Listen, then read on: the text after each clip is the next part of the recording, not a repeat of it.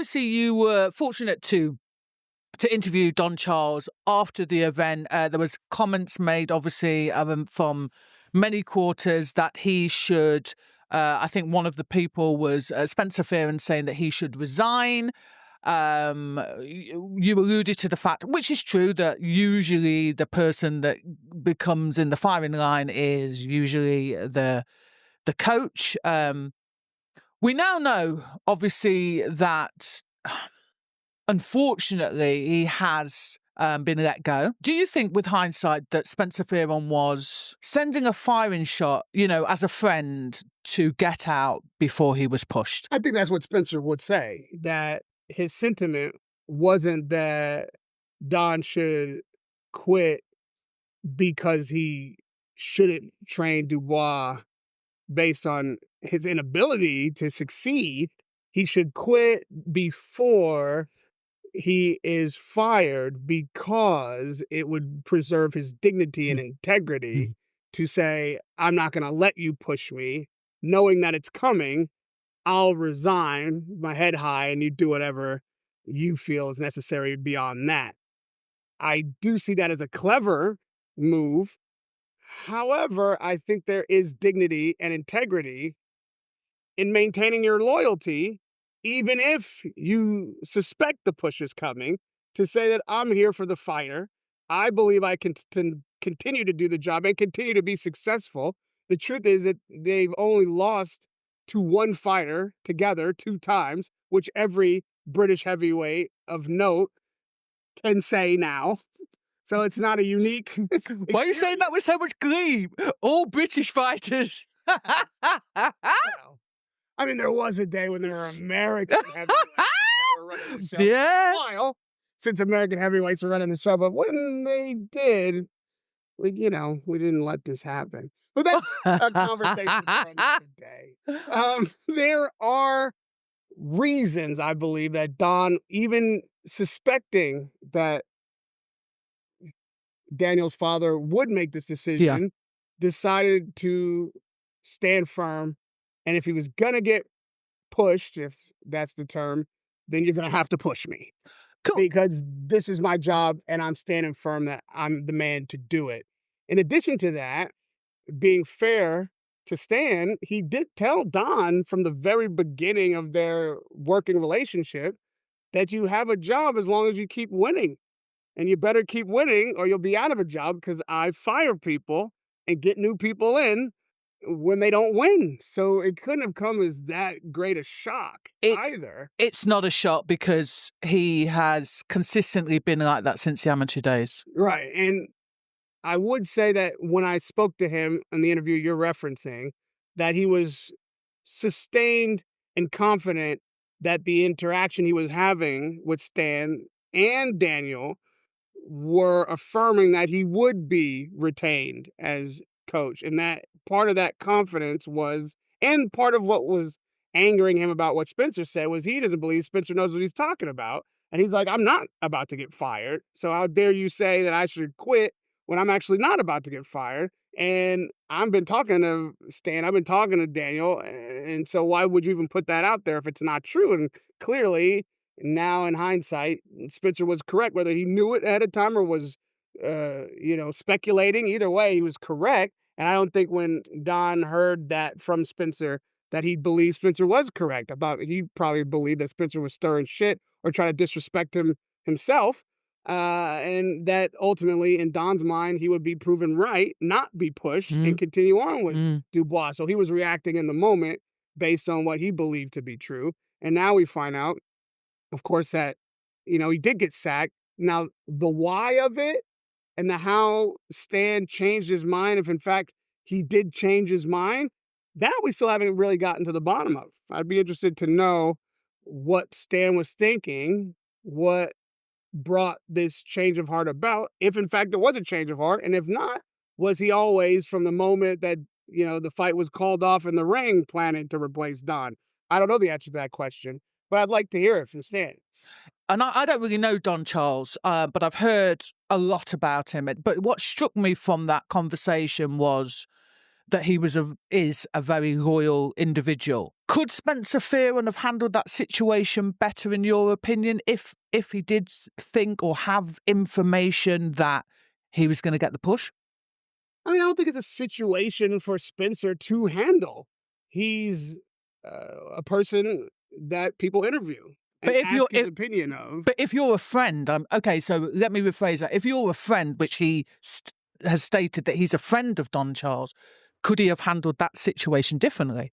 It depends on what outcome he wants. I can't speak to what kind of friend he is or what a proper friend does. It depends entirely on what he thinks is his duty to his friend, which he might think he was doing it. Now, maybe that's a call I'd make privately, but that's me. If someone asks me a question and I feel like I want to be completely transparently honest and give my friend publicly, a pulling of the coattail, then okay, that's for me to decide. And that was the decision that he made. I can't say whether that's right or wrong or if he should do it differently. It's entirely up to him with whether he likes the outcome of the decision that he made and what he intended when he made that decision. I don't know, but I mean, he's clearly a part of the narrative. He's part of the story now. Him and Don have, whatever relationship that they have. But when people come to you in the media asking questions, they're pushing and prodding and using tactics to get honest answers. And, I credit to Boxing King Media. I suppose they got an honest answer out of, Spencer. And the chips fell where they fell. It would be only a question for him to answer whether or not he's happy with how that whole thing unfolded. Yeah. Yeah, just the loyalty aspect. And I think this isn't really a question, but looking at the situation, for him to leave before he get pushed would suggest then that he'd done something wrong in my eyes, in some respects. Or at least... I'm not sure. When you say leave before you get pushed, I really do think that he was inferring that you're about to get embarrassed. Yes, I hear what... Save yourself this embarrassment. Yes. And this is what the padsman in the team did, which I thought was... Now, that I thought was a bit out of order because you're not the head coach.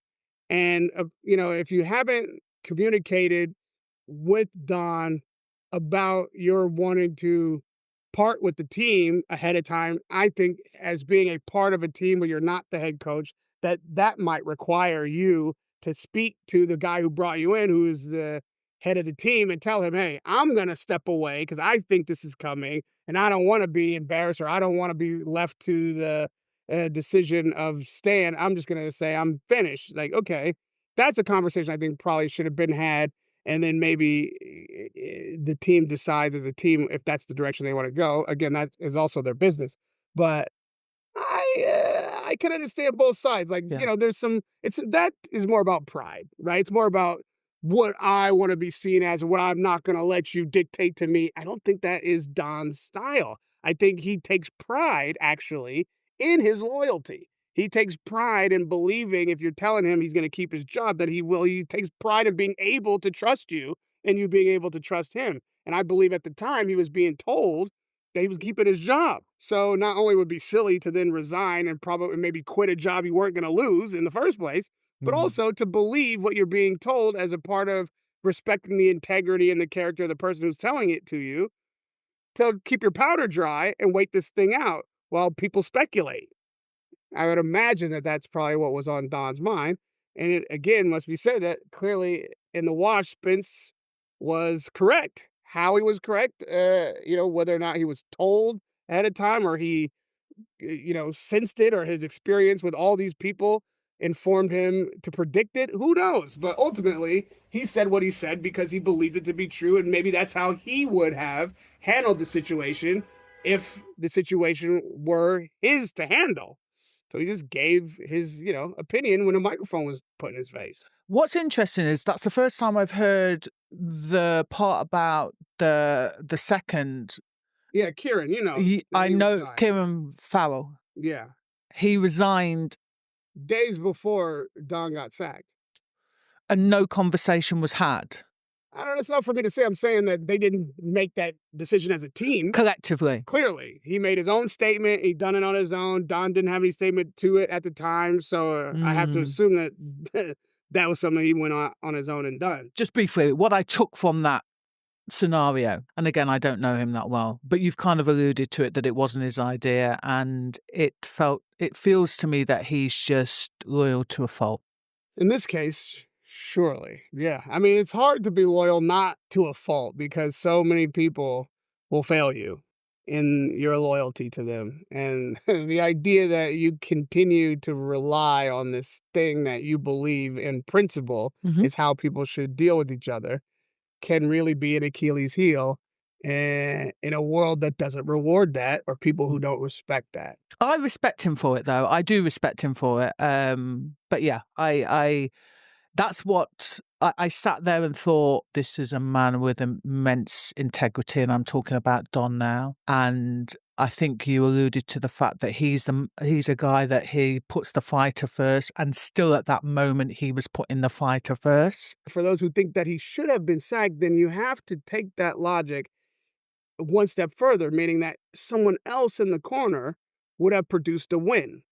And so I would challenge someone to tell me who would have gotten Daniel Dubois over the line, undisputed heavyweight champion, against Alexander Usyk on that night had they been in the corner. And if you can't produce an answer to that question, then I think the real answer is nobody.